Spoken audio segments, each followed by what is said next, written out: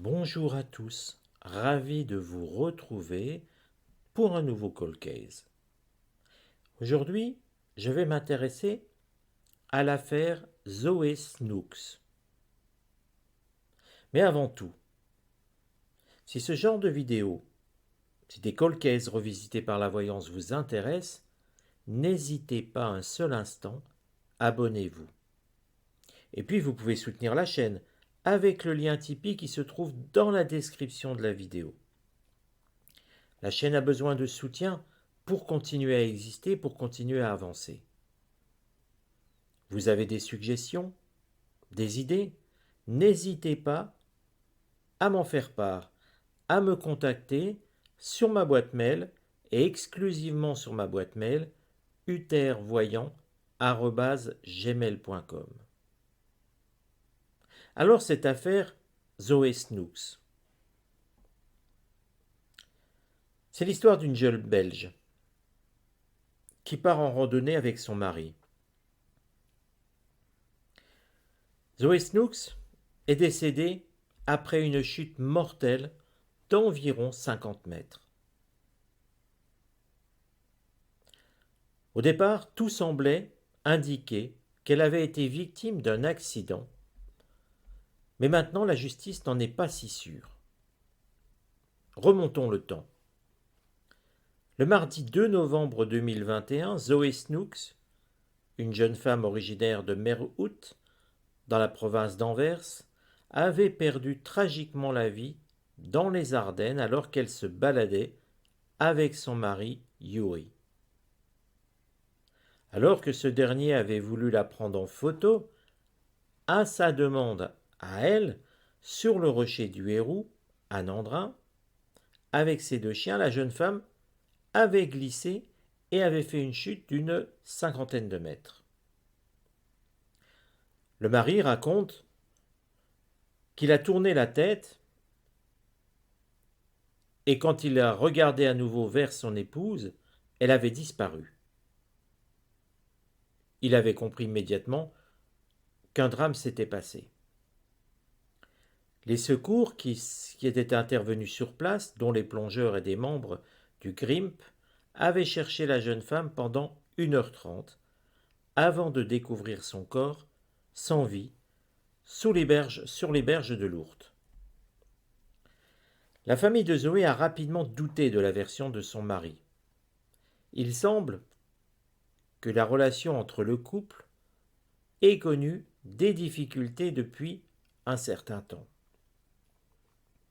Quelques semaines plus tard, Yuri avait déjà une nouvelle petite amie. Et moins d'1 an après le décès de Zoé, il est remarié.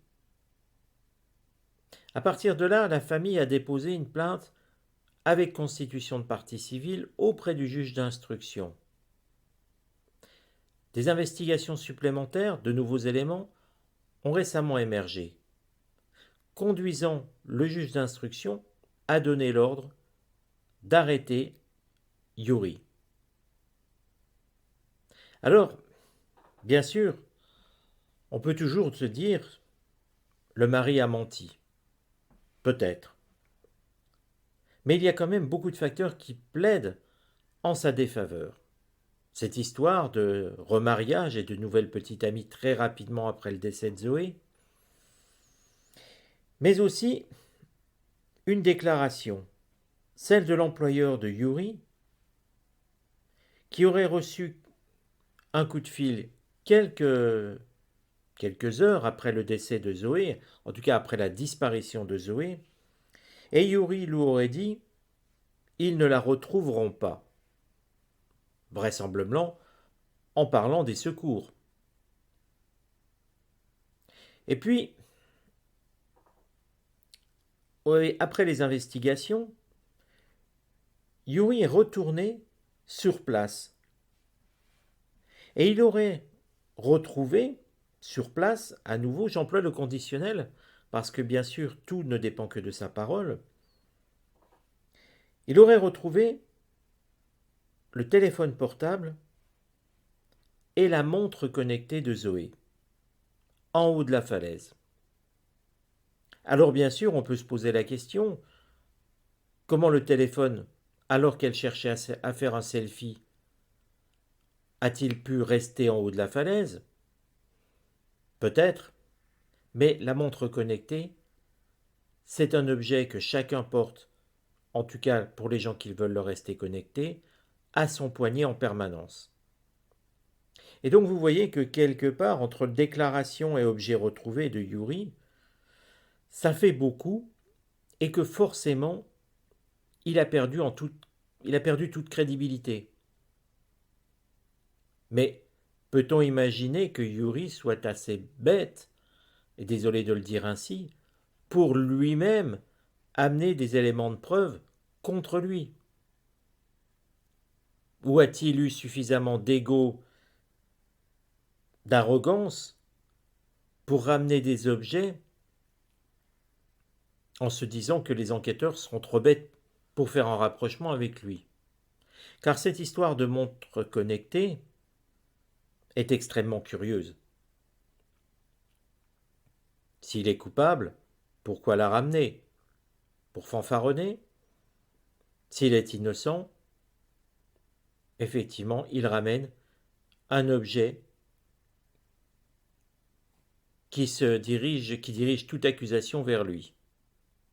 C'est un des mystères et c'est pourquoi j'ai voulu m'intéresser à cette affaire.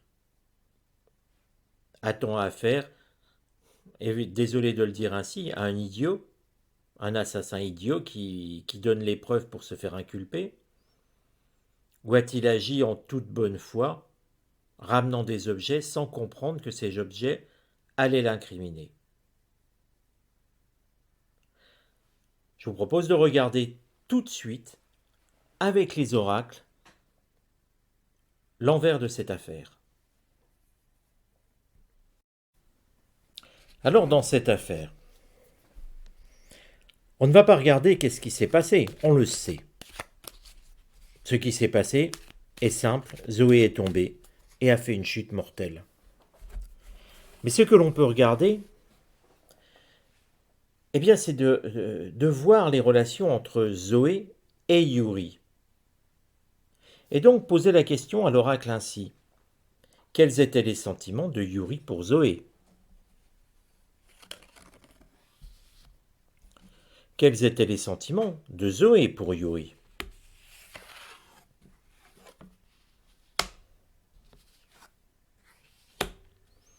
Alors, en voyant ces deux cartes, très clairement, c'est un jeune couple. On devrait voir du vénusien. Yuri, pour Zoé, a des sentiments qui sont plus proches de l'amitié qu'autre chose. On sent une histoire d'amour chez lui qui s'est essoufflée. Il apprécie encore Zoé, mais bon, ce n'est plus comme avant. Voilà comment je le dirais. Plus intéressant encore, Zoé ne semble plus aimer Yuri comme elle l'aimait au départ de leur relation.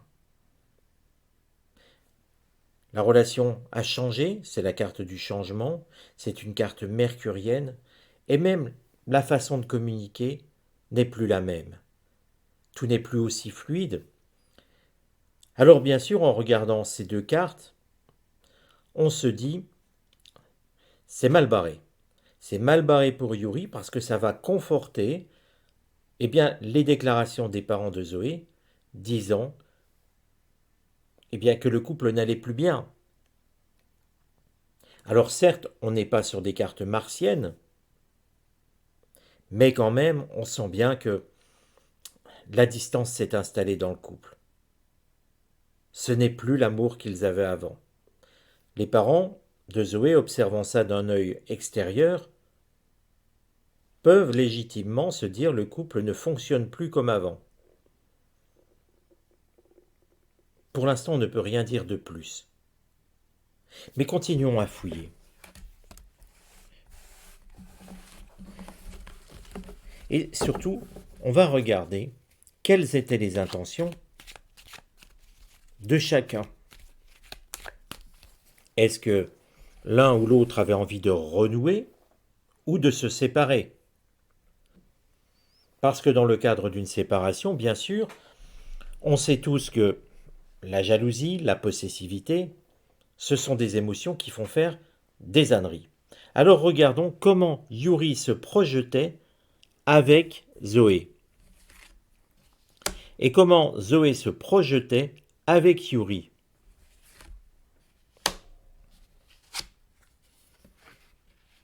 Yuri voulait parler à Zoé. Quelque part, on a le sentiment qu'il souhaitait échanger, il fallait qu'ils discutent. Zoé était plus dans le sens de laisser faire les choses. Alors, ce qui ressort, c'est que l'un comme l'autre n'avait pas envie forcément de se séparer. Mais remarquez, Zoé ne ferme pas la porte à autre chose, à une réconciliation, ni à une séparation d'ailleurs. Elle se laisse un peu porter par les événements. Et Yuri, lui, souhaite parler, souhaite échanger. Il y a quelque chose, il a envie de percer un abcès, parce que c'est l'idée de cette carte trafic. Il souhaite percer un abcès, mais ça ne veut pas dire qu'il souhaite ni se séparer, ni refaire vivre la relation. Peut-on imaginer à ce moment-là que la discussion ait eu lieu lors du trajet? Ou pas, car rien ne le dit dans le tirage. Pour l'instant, nous sommes juste sur un couple qui n'est plus aussi amoureux qu'avant, qui montre des signes perceptibles par les parents de Zoé que le couple ne va pas aussi bien que cela, et que chacun n'a plus d'amour l'un pour l'autre, parce que nous n'avons pas de Vénusiens.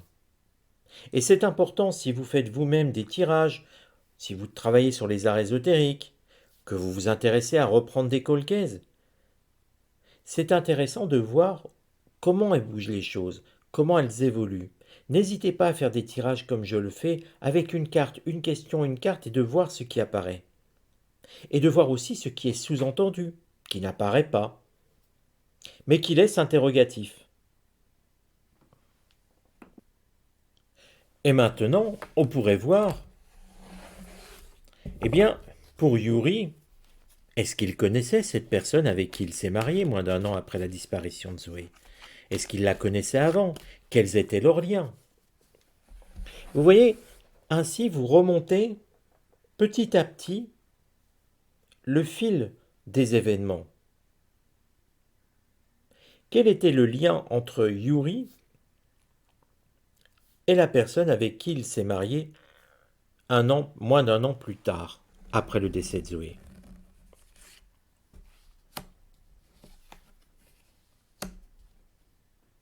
Il me semble qu'il n'y avait pas de lien. Pas de lien amoureux, pas de lien amicaux. Alors, qu'est-ce à dire? Peut-être que c'était une connaissance, là l'oracle ne le dit pas, mais il semble qu'il n'ait pas eu de lien avant avec cette personne, en tout cas tant qu'il était avec Zoé. Alors on pourrait toujours dire, il a eu vite fait de faire son deuil. C'est vrai, c'était rapide, mais,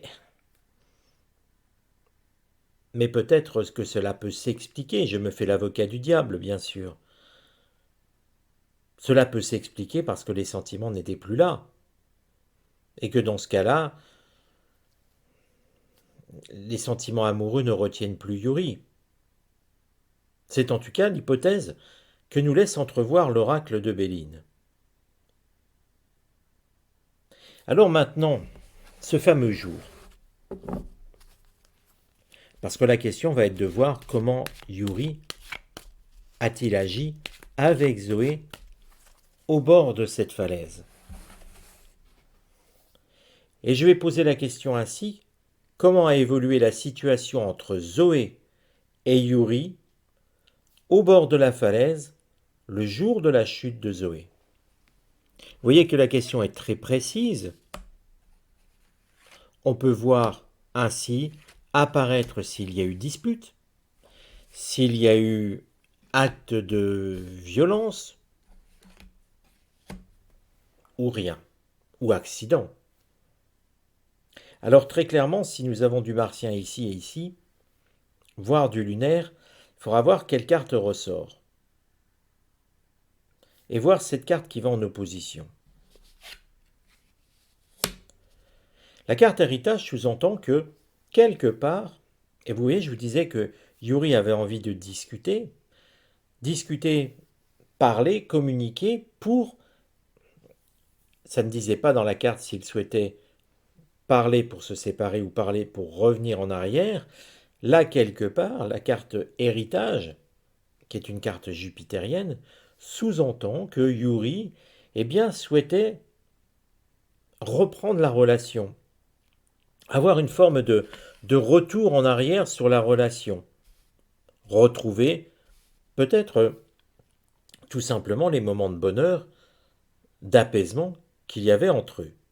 Ça ne dit pas que Zoé était d'accord ou pas. D'ailleurs, dans le tirage précédent, je vous ai dit, Zoé se laisserait porter en fonction de ce qui pourrait y avoir comme communication en face d'elle. Elle n'était donc pas fermée non plus à ça.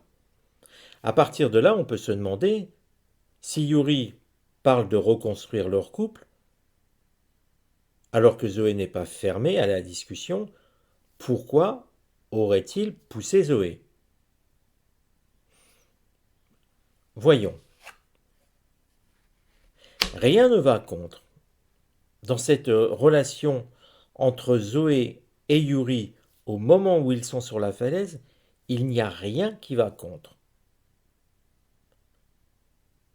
Pas d'agression. En tout cas, pas à cet endroit-là. Même pas de dispute. On aurait eu la carte pour parler, vous voyez, cette carte martienne pour parler, on aurait pu se dire, ils se sont disputés. Et à partir de là, tout peut arriver. Maintenant, on n'est pas obligé de pousser une personne de la falaise quand on se dispute avec elle. Quel est le conseil? Le conseil est une carte d'émotion.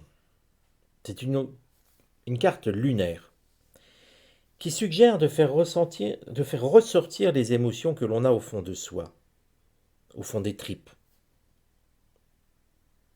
Et de, quelque part, crever l'abcès. C'est donc bien qu'il y a discussion. Et une discussion qui se poursuit, où Yuri essaie, et il rame un peu, de faire revivre l'envie, même si Zoé n'est pas fermée à la discussion. Alors je vous dirais que ces deux cartes vont être très importantes.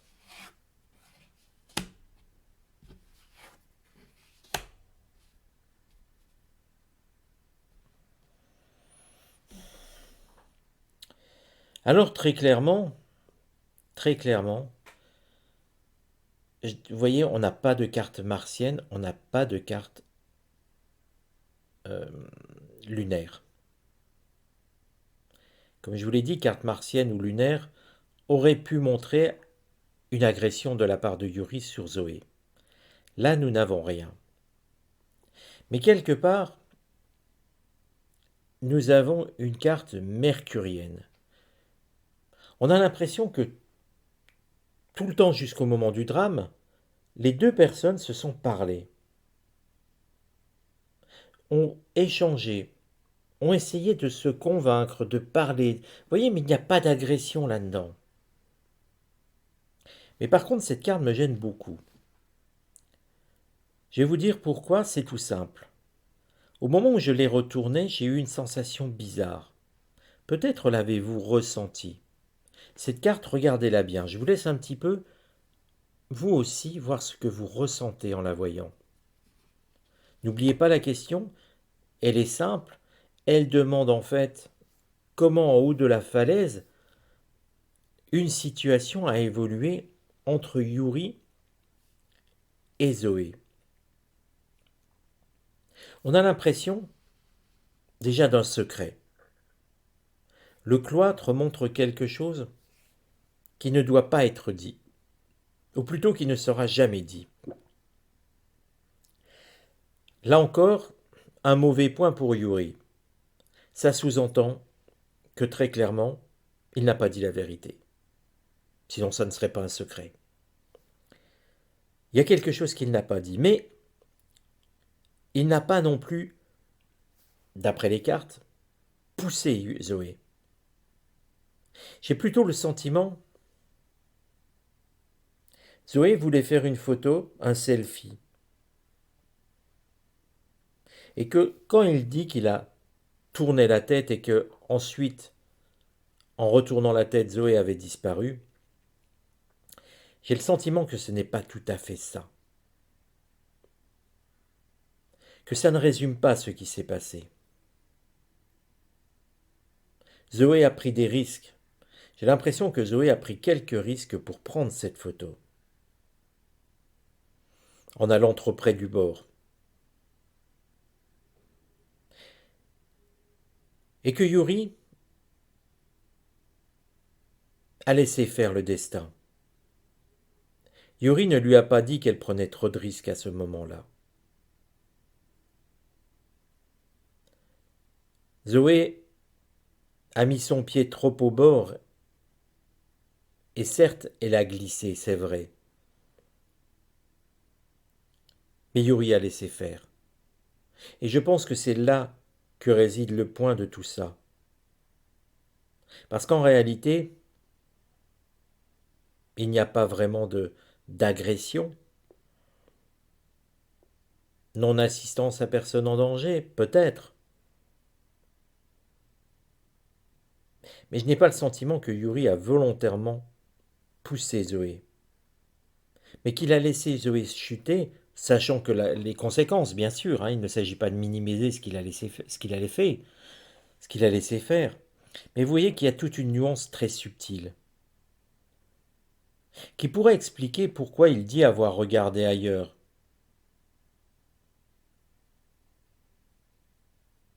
Mais il dit aussi qu'il n'y a pas eu de cri. Très curieux quand quelqu'un glisse,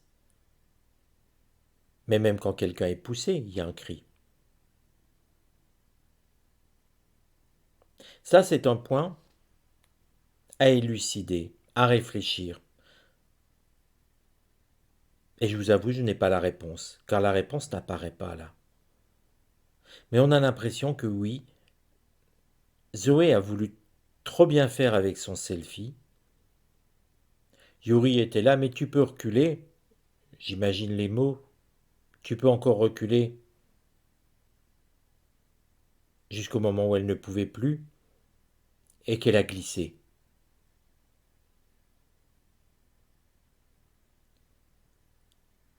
Et là renferme le secret de Yuri. Un secret qu'il ne dévoilera pas. Alors ça peut expliquer aussi, quelque part, son coup de fil à l'employeur de Zoé. Ils ne la retrouveront pas parce qu'ils pensent sérieusement que le corps tombé de la falaise vers la hourte ne sera pas possible à retrouver. En effet, d'ailleurs, il aurait voulu dissimuler ce corps, il aurait fallu qu'il descende, qu'il le cache, et là il n'aurait peut-être pas été retrouvé. Là encore, ça peut expliquer tout simplement son attitude en se disant je vais retourner sur place, il retrouve le téléphone, la montre connectée, et il se dit je ne risque rien, je ne l'ai pas poussé. Mais alors me direz-vous, et j'en vois venir avec cette question, pourquoi Zoé n'a pas la montre connectée à son poignet? Alors on va regarder. On va essayer d'avoir une réponse. Quelle carte représente le motif de Zoé de ne pas avoir sa montre connectée à son poignet au moment de la chute?